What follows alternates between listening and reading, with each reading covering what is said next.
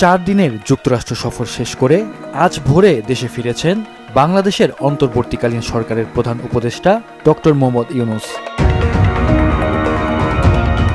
জাতিসংঘের অধিবেশনে যোগ দেওয়া ছাড়াও বিভিন্ন দেশ ও সংস্থার প্রধানদের সাথে উচ্চ পর্যায়ের বৈঠক করেছেন তিনি।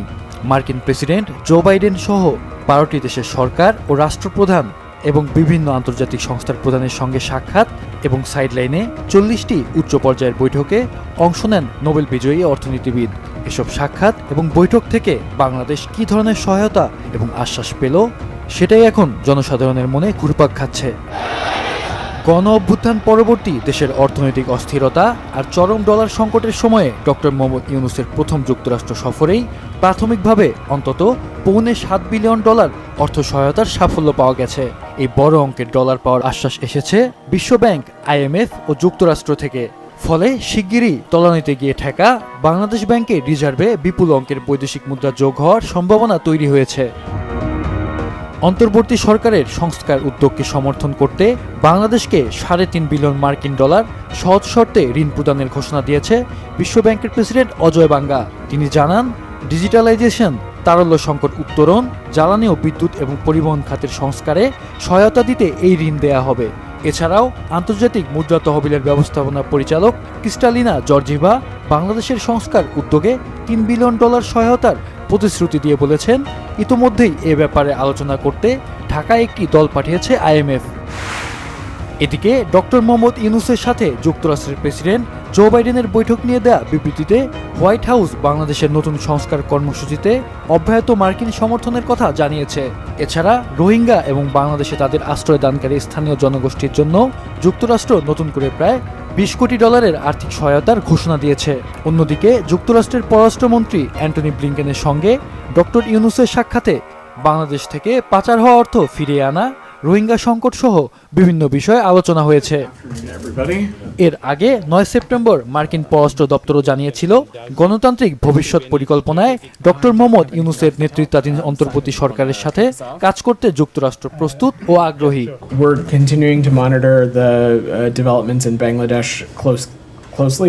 We continue to be ready and eager to work with interim government that's led by Dr. Yunus as it charts its democratic future for the people of Bangladesh. Beyond that, I'm just not going to speculate. এছাড়াও doctor Mohammad Yunus কানাডার প্রধানমন্ত্রী Justin ট্রুডোর সঙ্গেও সৌজন্য সাক্ষাৎ করেছেন। এই বৈঠকে দুই নেতা বাংলাদেশ কানাডা সম্পর্ক আরও সুদৃঢ় করার উপায়, জনসাধারণের স্বাধীনতা আরও বিস্তৃত করা, প্রাতিষ্ঠানিক সংস্কার এবং বাংলাদেশের যুব সমাজকে সহায়তা করার বিষয়ে আলোচনা করেছেন।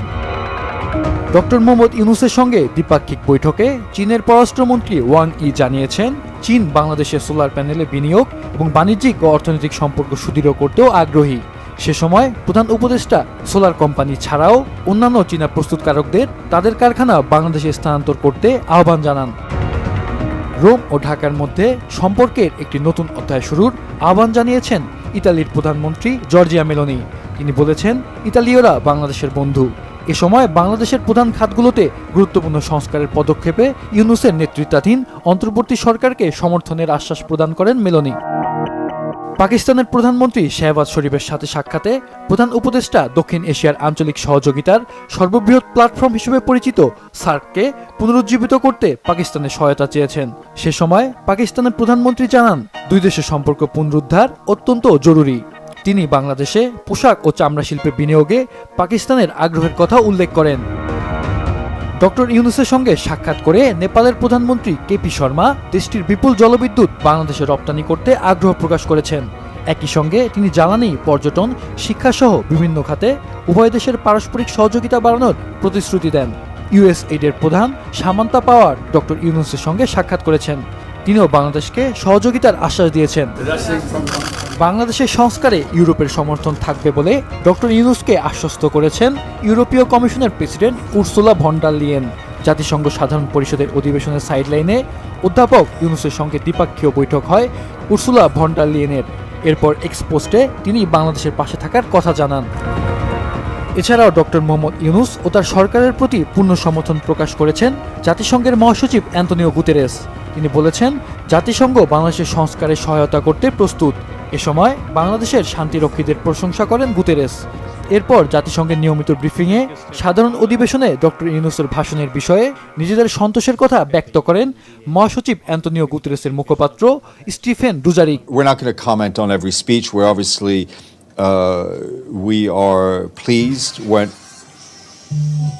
when Deji's phone goes off. We are pleased when countries send their highest, senior-most official. প্রায় প্রতিটি বৈঠকে ডক্টর মোহাম্মদ ইউনূস বাংলাদেশকে সহায়তার আহ্বান জানান। যারাই তার সঙ্গে বৈঠক করেছেন তাদের প্রায় সবাই আন্তরিকভাবেই বাংলাদেশের পাশে থাকার আশ্বাস দিয়েছেন। অর্থনীতিবিদ ও বিশ্লেষকরা মনে করছেন ডলার সংকটের এই চরম সময়ে ডক্টর ইউনূসের প্রতি যে ইতিবাচক মনোভাব বিশ্ব নেতারা দেখাচ্ছেন দ্রুতই তার সুফল পাবে দেশের অর্থনীতি। মাহফুজুল হাসান, মাছরাঙা নিউজ ডেস্ক।